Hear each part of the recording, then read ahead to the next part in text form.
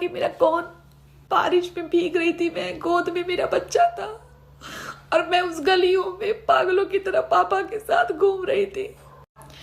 Hello दोस्तों, कैसे हैं आप? तो वही सबके साथ है। कोई ना अपना घर बिगाड़ना चाहता है, ना कोई अपनी बेटी को गड्ढे में डालना चाहता है, ना ही किस तरह से कोई अपनी बहन को बर्बाद करना चाहता है। मेरे छोटे वाले भैया स्ट्रांगली उसके अगेंस्ट थे और आज तक हैं।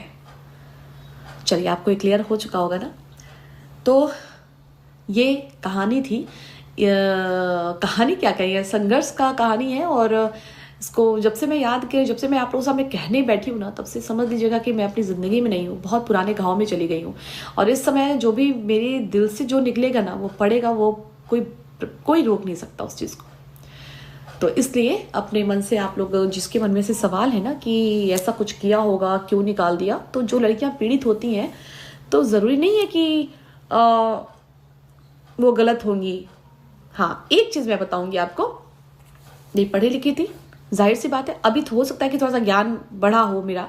उस टाइम बच्ची थी, मैंने सवाल किए हैं उनसे, मैंने पूछा, जब वो लोग मुझे प्रेशराइज करते कि आप अपने मायके जाके रहिए और ये क्या करेगा, यहाँ पे कुछ करता तो आपका, मैंने ये सवाल किया, आपका बेटा कुछ नहीं करता है तो मेरी क्या गलती है इसमें? मैं क्यों भुगतूं?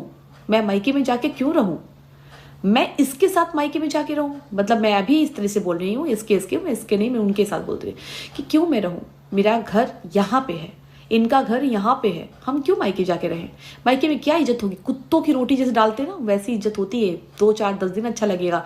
कोई लड़की की शादी करता है कि अब लड़की की शादी करते तो जिम्मेदारी सबकी होती है कि बेटी की शादी हुई तो चलो हमारी जिम्मेदारी कुछ तो कम हुई।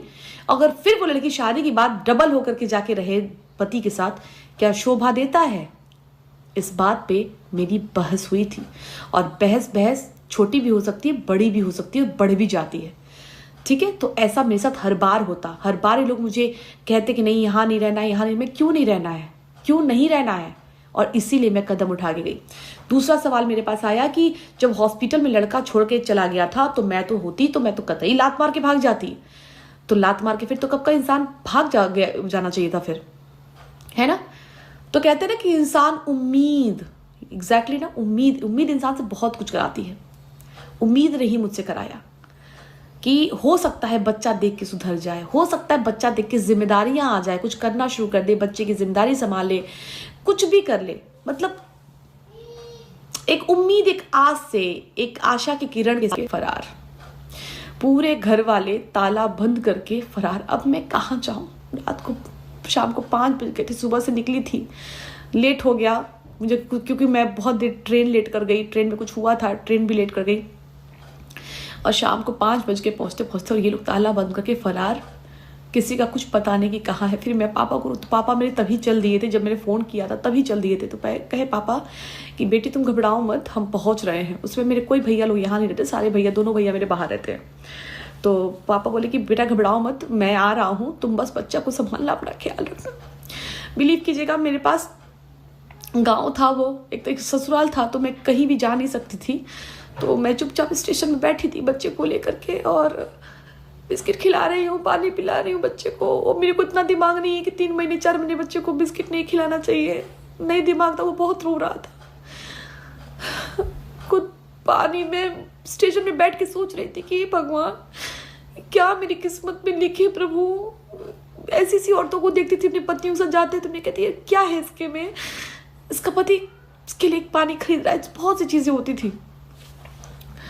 तो स्टेशन में बैठे फिर मेरे जब पापा मुझे नजर आए तो लगा कि मेरा कौन आ गया है,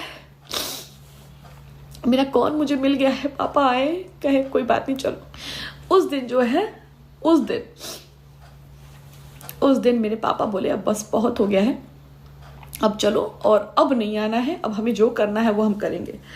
उसके बाद से देखिए, उसके पहले भी मेरे साथ कुछ बहुत बड़ी घटना हुई थी, बहुत ज़्यादा हुई थी, मैं यहाँ नहीं बता सकती, वो काफ़ी क्रूर हो जाएगा। तो उस टाइम फिर भी हम लोगों ने सब बर्दाश्त कर लिया था, हम लोग कुछ भी स्टेप नहीं लिए थे। मेरे भैया 2 बजे रात को मुझे लेने के लिए पहुंचे थे, और तब से मैं दोबारा गई नहीं। फिर मैं गई, मतलब 1.5 साल में समझिए कि 5-6 बार मेरा आना जाना हुआ।